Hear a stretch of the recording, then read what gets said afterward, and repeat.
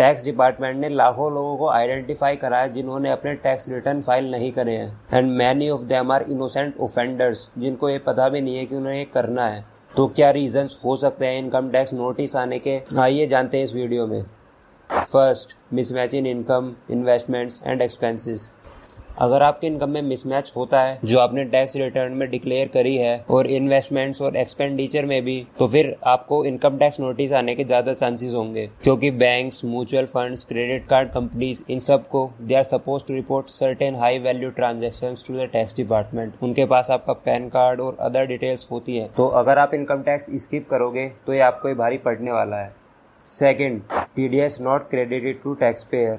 आपको income tax notice आ सकता है अगर आपके TDS यानी टैक्स डिडक्टेबल एट सोर्स और आपकी इनकम डिटेल्स में मिसमैच होगा। तो आपको अपना फॉर्म 26AS ऑनलाइन वेरीफाई करना है कि if all the tax deducted on your behalf has been credited to you. आपको at least once in a quarter ये चेक कर लेना चाहिए and then reconcile the entries with your own records. तो बढ़ते हैं थर्ड पॉइंट की तरफ, वो है sharp drop in income.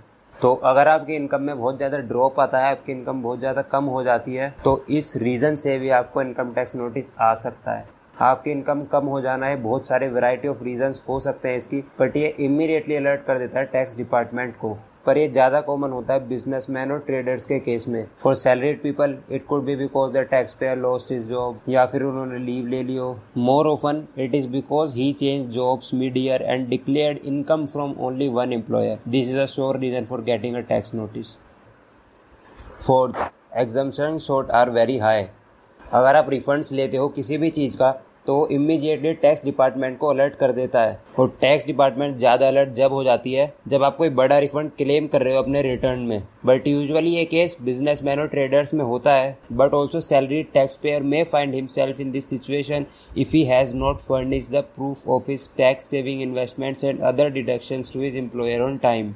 If tax has already been deducted and deposited with the government, the only way is to file a refund and claim a refund. If the refund is too big, expect a scrutiny notice. Fifth, not file the tax return.